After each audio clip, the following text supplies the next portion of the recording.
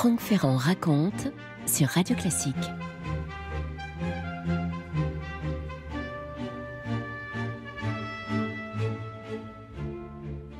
Nous sommes dans l'île de la Cité, de boulevard du Palais, devant les portes de la préfecture de Paris, le 3 juillet 1893. Il y a là toute une petite foule d'étudiants en colère qui ont déjà renversé les kiosques à journaux, arraché des pavés.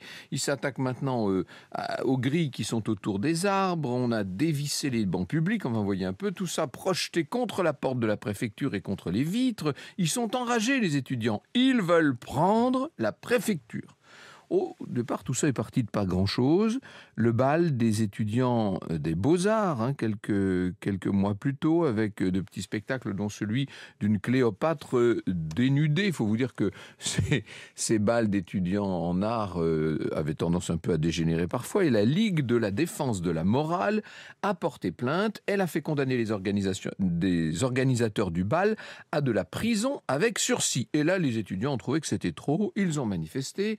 Il se trouve que le préfet de police a ordonné aux policiers de charger. Il s'appelle Lozé, le préfet. Un passant a reçu un projectile, il en est mort. Et là, c'est l'émeute. Vous savez comment ça se passe. Et voilà maintenant la préfecture assiégée avec une bataille qui va durer 3 jours de rang.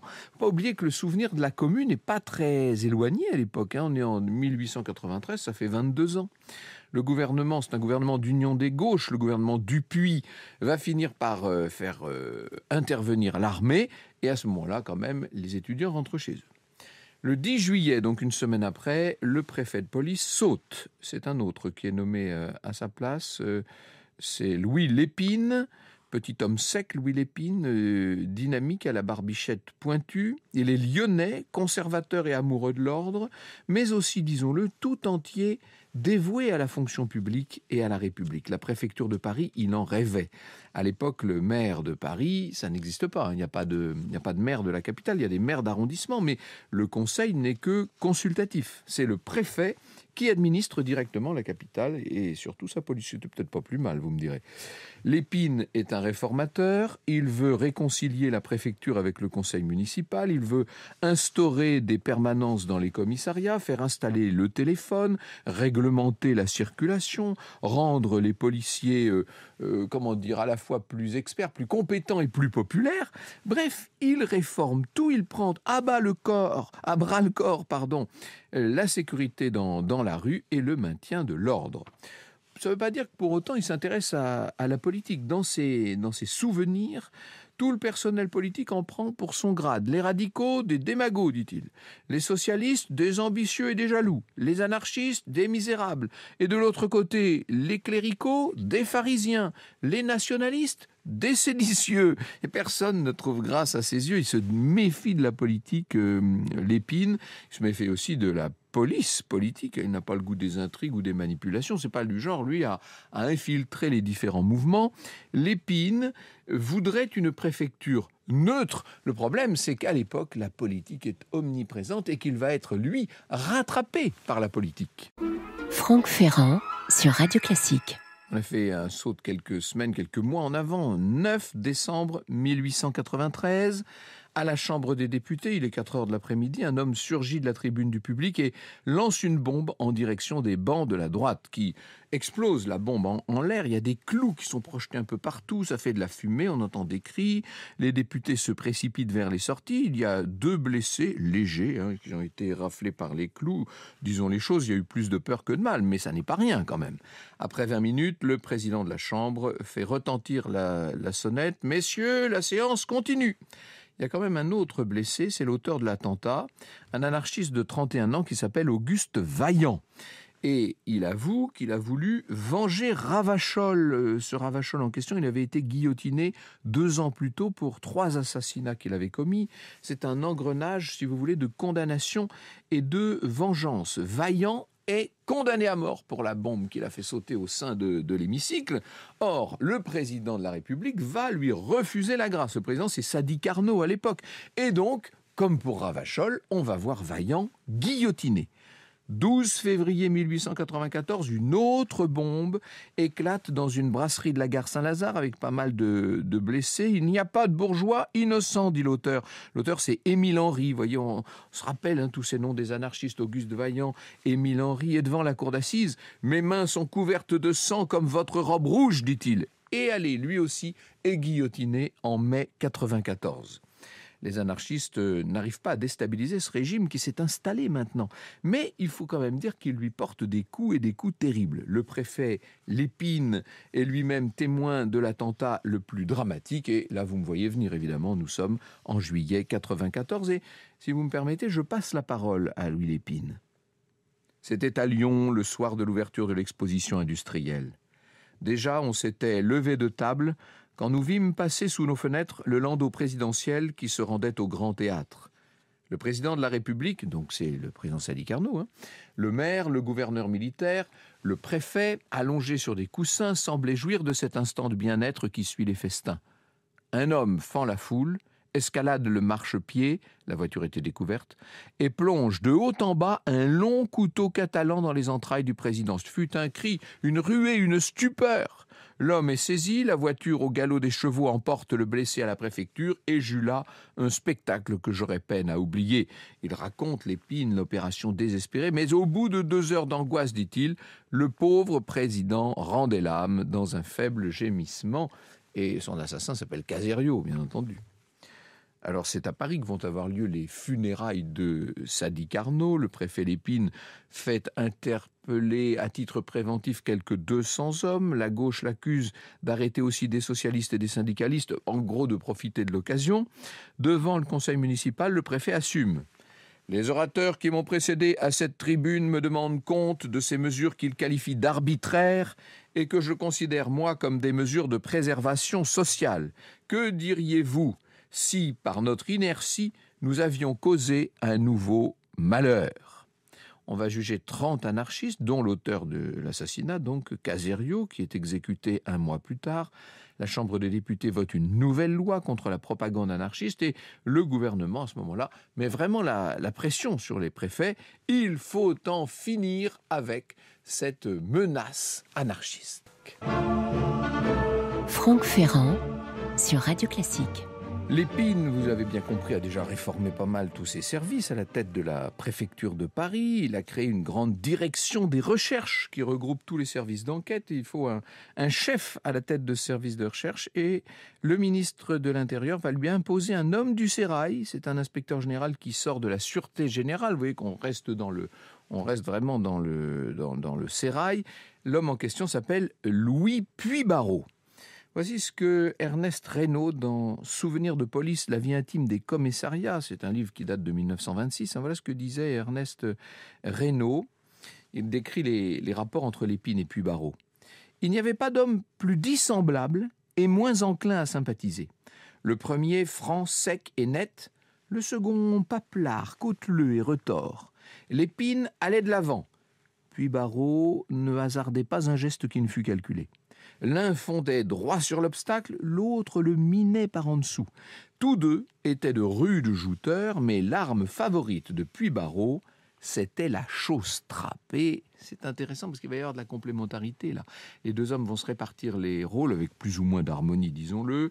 À Lépine, en gros, la police de la rue, le maintien de l'ordre, les relations publiques. Et à Puybarrot, eh bien, tout le reste qui depuis Fouché est devenu bien connu. Vous savez, faudrait évoquer Vidocq aussi, la police de l'ombre, les basses œuvres et les manipulations. Puybarrot va tout faire pour justifier la traque et l'arrestation de tout ce que Paris peut compter d'anarchistes. Il y a toujours des petites explosions un peu partout dans Paris. Il y a 2 bombes à Neuilly, une autre jetée sur la maison des Rothschild, rue Laffitte, mais aussi dans les quartiers plus populaires, à République, à la Folie Méricourt, à Montparnasse. Ces bombes sont toujours des bombes artisanales. Elles ne font pas de victimes parce que, disons-le, elles sont laissées dans des lieux peu fréquentés et à des heures plutôt creuses. Et à chaque fois, Puybarrot multiplie les rafles dans les milieux anarchistes. Il a des listes maintenant, des listes qu'il arrive à comparer. Il s'appuie sur les fameuses lois dites scélérates qui permettent d'inculper de simples sympathisants. Et c'est vrai qu'on commence à le suspecter. La presse commence a le suspecté, ce Puybarrot, d'être derrière un certain nombre d'explosions inoffensives qui permettent de faire justement un peu le ménage. La presse rappelle un fait étrange qui est survenu 2 ans plus tôt. Une boîte pleine d'explosifs et de papier de bourrage avait éclaté sous la roue d'une voiture. Un des papiers de bourrage était un document interne à la police municipale, un brouillon destiné à un chef de service. Ce qui veut dire que l'engin avait été fabriqué dans les labos de la préfecture. Jacques Porot, dans son Louis Lépine, qui est paru en 1994, a recensé les articles de presse accusateurs. Il cite le journal Le Jour en mai 1996. On dit Puybarrot comme on dit Javert. À lui tout seul, cet homme représente une institution, un principe. Il est le mouchard, nous dit-il. Le 14 juin 1997, des coups de feu éclatent au passage de la voiture du nouveau président de la République. Alors là, maintenant, c'est le président Félix Faure qui vient au Grand Prix de Longchamp. Et voici ce que raconte le grand journal, le grand quotidien de l'époque, Le Temps. Le coup est parti de derrière les massifs qui sont à droite de la descente. Personne n'a été atteint. La foule s'est aussitôt précipitée dans les massifs à la recherche de l'auteur de l'attentat. Elle a pris un agent de la sûreté en bourgeois pour l'auteur de l'attentat, lui a lacéré les vêtements et ensanglanté le visage. Si les agents du service de l'Élysée n'étaient pas venus au secours de leurs collègues, la foule l'eût écharpé. Dans le massif de verdure, on a découvert les débris d'une boîte cylindrique, un vieux pistolet, un poignard et un fragment de papier sur lequel étaient écrits ces mots « Exécution de Félix Faure ». Les individus qui avaient été arrêtés ont été aussitôt relâchés. On n'a donc pas retrouvé à cette heure l'auteur de ce bizarre attentat. C'est la presse la plus sérieuse de l'époque qui parle de bizarre attentat. Et Le Jour, lui, va plus loin. Ou bien les agents de Puybarrot sont d'une incapacité inouïe, aveugles et stupides, ou bien ils sont complices. Si les alentours étaient ainsi gardés, comment peut-on admettre qu'un déséquilibré ait pu faire l'étalage du tuyau de plomb, du poignard et du pistolet et mettre le feu à son engin sans être vu ? Et puis Barrault ne manque pas d'aplomb quand on l'interroge. Notre opinion sur l'attentat est qu'il est dû à un exalté polonais, dit-il. Nous ne pouvons dire ce qui nous le fait supposer, mais différentes circonstances nous poussent à accepter cette version. Mais attendez, une enquête formidable est ouverte et il pourrait bien se faire que le mauvais plaisant qui a voulu jouer les Berezovski fût aussitôt arrêté. Cela couperait court aux racontards des mauvaises langues. Comme par hasard, il y a d'autres explosions anodines qui vont survenir quelques semaines plus tard, place de la Concorde, et l'intransigeant, cette fois, se moque carrément. Inutile que Lépine perde son temps à la poursuite du criminel, Puybarrot le connaît, sans doute un exalté polonais, dit le journal. Et dans Le Matin, on lit « Plus l'enquête avance, plus elle est négative et l'on commence à désespérer de trouver un jour le facétieux. » Vous vous rendez compte l'ironie cinglante d'une presse qui ne veut plus du tout avaler tous ces mensonges. En 99, un homme va tirer sur Puybarrot dans le vestibule de la préfecture. Puybarrot esquive sans être touché. Et à ce moment-là, même le Figaro soupçonne cet homme d'avoir monté contre lui cet attentat. Franck Ferrand sur Radio Classique. Bon, disons les choses, la presse n'aime pas Puybarrot, elle a compris quelles sont ses méthodes, mais en s'attaquant à Puybarrot, d'une certaine manière, elle protège le bon Lépine, qui lui reste un préfet populaire avec ce tandem qui n'est pas sans orage. Bien sûr, par exemple, après l'attentat de la rue Laffitte contre les Rothschild, Lépine et Puybarrot s'opposent frontalement. Lépine veut rendre l'affaire publique, alors que Puybarrot a bien l'intention de garder tout ça sous le boisseau. Le quotidien Le Journal rapporte ce bruit de couloir de préfecture boulevard du Palais. Aujourd'hui à 11h, M. Puybarrot pénétrait dans le bureau de M. Lépine pour affaire de service. Rapidement, la conversation engagée sans doute sur un terrain brûlant dégénéra en questions personnelles et tout à coup, les huissiers ébahis virent M. Lépine sortir furibond, pâle, les dents serrées de son cabinet, criant à Puybarrot qu'il suivait « Je vous invite à venir vous expliquer devant monsieur le ministre. Nous verrons qui de nous deux est le maître ici. » Oui, ça commence à aller très mal, au point que, évidemment, place Beauvau, on s'inquiète de cette mésentente entre Lépine et Puybarrot. Lépine doit ravaler sa colère, d'ailleurs. Voici ce que nous dit la Petite République. La presse de l'époque est omniprésente. Sont un peu les chaînes d'infos continues d'aujourd'hui. Monsieur Puybarrot est trop fortement soutenu par plusieurs députés très influents de la majorité, dont quelques-uns ont passé par la place Beauvau. Il leur a rendu de trop grands et trop intimes services. Ils ne veulent ni ne peuvent l'abandonner. Franck Ferrand sur Radio Classique. Avec la censure de la presse anarchiste et les méthodes un peu particulières de Puybarrot, vous avez compris, les attentats en tout cas ont pris fin. Le préfet Lépine en tire les bénéfices. Dans Naissance de la police moderne, qui est paru chez Perrin en 2011, Jean-Marc Berlière nous dit « L'un des secrets de sa longévité tient dans ce contrat non écrit. Il met loyalement son incomparable expérience et son incontestable sens de la rue au service de tous les gouvernements, mais exige en contrepartie d'être maître chez lui. Apprécié pour son savoir-faire, il conserva en dépit des vicissitudes politiques cette fonction qu'il aimait suffisamment pour la payer de quelques accommodements avec ses convictions personnelles. » En 1902, Lépine va une nouvelle fois mettre sa démission dans la balance, ce qui ne veut pas dire pour autant qu'il arrive à se débarrasser de Puybarrot. Vous avez compris, Puybarrot maintenant a tous les réseaux possibles au sein de cette Troisième République qu'il tient littéralement. Il va finir quand même par quitter la préfecture les pieds devant, ce Puybarrot. Il meurt de la tuberculose à 54 ans en novembre 1903. Mais au moment où il meurt, nous rappelle Pierre Anquetin qui a préparé toute cette émission, au moment où il meurt, il était encore en fonction. On n'avait pas réussi, dans l'entourage de Louis Lépine, à se débarrasser de Puybarrot. Il y aura des obsèques qui auront lieu en Dordogne. Et un seul personnage officiel a pris le train et s'est déplacé, c'est le préfet Lépine, qui va rendre à celui qu'on appelait son éminence grise un vibrant hommage. De tous les secrets qu'il a reçus, dit le préfet Lépine, personne n'en a jamais rien su. Oui, enfin... En tout cas, il en possédait des secrets, ça c'est incontestable. Quant à Lépine, lui, eh bien, il va rester à la tête de la préfecture jusqu'à son départ à la retraite en 1913. Oh, le calcul est vite fait, ça veut dire qu'il aura régné pendant 20 ans. Vous écoutez Radio Classique.